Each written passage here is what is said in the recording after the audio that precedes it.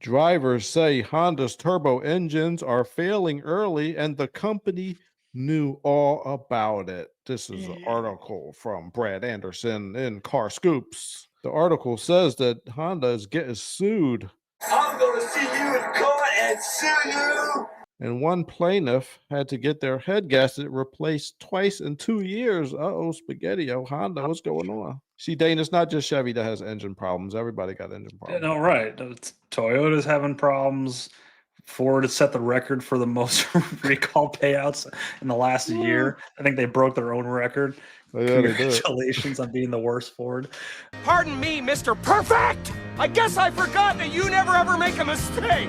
I'm not sure what's going on, but yeah, everybody's having little bits of issues right now. A recently filed lawsuit in the United States alleges a critical flaw in Honda and Acura's turbocharged engines, raising concerns for owners of several popular models, including the 1.5 liter and the 2-liter turbo engines. They're prone to overheating and head gasket failure. So this is a class action lawsuit. I'm going to see you in court and sue you. Like your mother didn't know. These OEMs get sued all the time. They got deep pockets, so lawyers, they want to sue them a lot. Now, I'm not saying this isn't a problem, but they do want to sue them a lot. And the standard for proof in a civil lawsuit, which is what this is by a preponderance of the evidence, not like in a criminal trial where it's within a reasonable doubt. So in the criminal trial, within a reasonable doubt is like this much. Preponderance of the evidence is like just a little bit more, like 51% to 49%. So, and I think they're probably figuring that their jury is probably going to side with the people. That's why you get a lot of lawsuits like this. But that being said, I have seen a lot of complaints about this. I did a What is the Best Year Civic video, and in that video, I suggested getting the 2-liter non-turbo engine instead, because you could choose to either get the non-turbo, I think it's a 2-liter, or a 1.5-liter turbo. And I told people to get the non-turbo engine. And if they listen, they are not having to sue Honda right now. Yeah, that was good advice. One plaintiff, Tiffany Richardson, said her head gasket in the 2018 Honda Accord failed in February. She said the coolant leaked into the cylinders and the repair cost her $1,400. 2 months later, she said she faced a second issue when the coolant was again found in the cylinders. First cylinder leading to an additional $1,200 in repairs. That's a cheap head gasket replacement, to be honest. That's what I was about to say. Like, that's not a lot for a head gasket. So no, it takes so much time. Maybe it's super simple to do on those cars. I don't know. It's not that hard. It's only a 4-cylinder, but you got to take the turbo apart and all that. That's kind of a pain in the butt.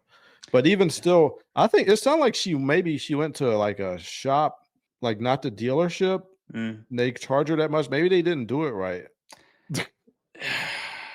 Maybe because that sounds cheap, right? So maybe it was like a shop, like just a regular repair shop, and they weren't that good, and maybe they didn't torque it right. I don't know.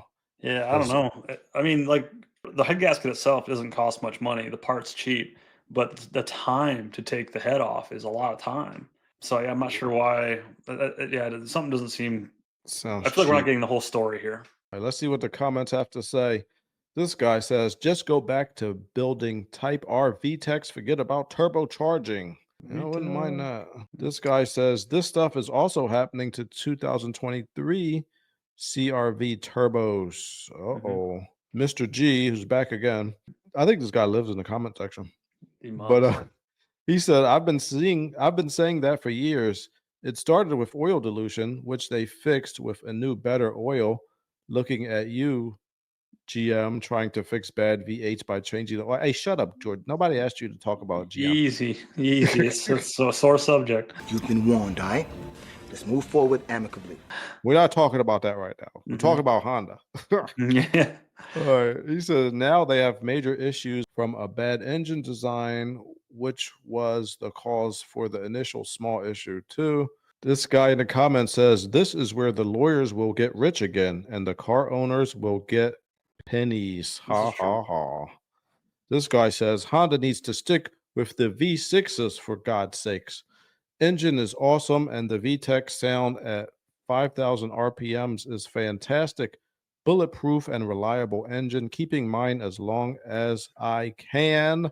I would say my opinion on that is the older V6, before they start using variable cylinder management, is the V6 I think this guy is referring to. After VCM, they started putting them the Pilot in 2006, I believe, the front wheel drive ones. And then the Pilots, the second gen and third generation VCM are terrible. So not all Honda V6s are as great as this guy thinks they are. Yeah, isn't the K series engine the one that everybody hot rods? Yeah, the K24. Yeah, Yeah, is there that's 28 too or something like that? K20. Yeah, Yeah, a lot of people like those. yeah, those are the ones that everybody hot rods, and those are 4 cylinders, right? Yeah.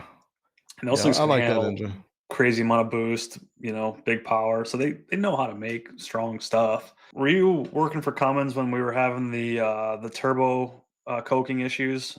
Is it 2007, 2008, 2009 in that era? I don't think I was there So this then. is when the 6.7 liter Cummins first got released in the Ram pickups, and I was part of the development of that engine before it got released, and that thing ran hard. Like it was, I've seen a gallon of fuel dumped in the oil, and it ran at rated, which is full torque, full horsepower, for a month without shutting off in a test cell.